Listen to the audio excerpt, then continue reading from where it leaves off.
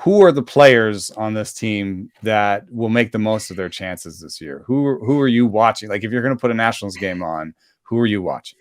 Well, it was going to be Cade Cavalli, but now he's going to get Tommy John surgery, which, is really unfortunate.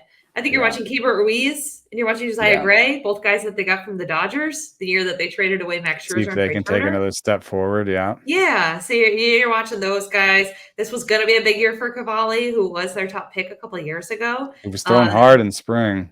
Yeah, and like the Nationals are a team that last year they had a bunch of players with negative WAR, and I don't see that trend ending.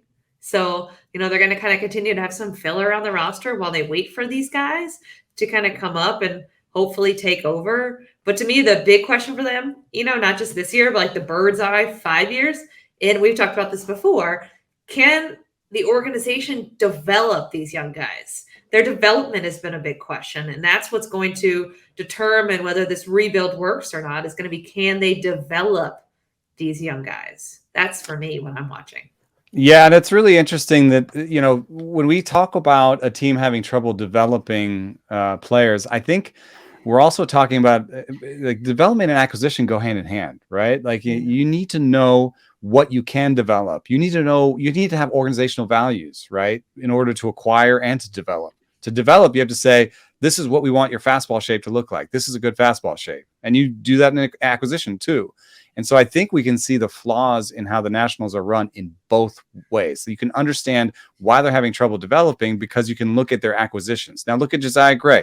He has great breaking balls. I love those breaking balls. It's a breaking ball league. You can talk yourself into that.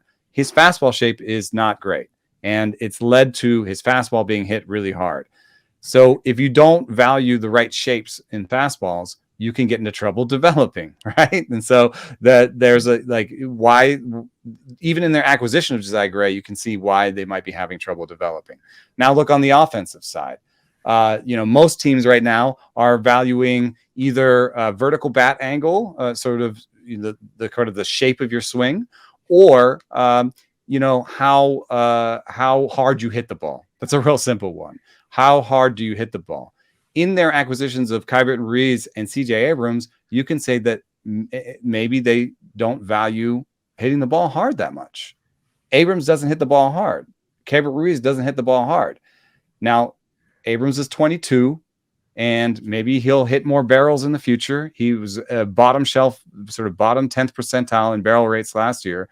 Maybe he'll grow into his power. Maybe that's what their bet is there. But around the rest of baseball, people are trying to acquire people to hit the ball hard. So I think if there's anybody I'm watching, it's Ruiz and Abrams, because they don't hit the ball hard. And traditionally, the rest of baseball has said, if you don't hit the ball hard, I know you don't hit the ball hard really quickly, and you're not necessarily going to hit the ball hard in the future, and that's going to limit your upside. And if Abrams can't hit the ball hard, then he can just be a defense guy that'll be good while he can play defense at short, and he won't necessarily be a star.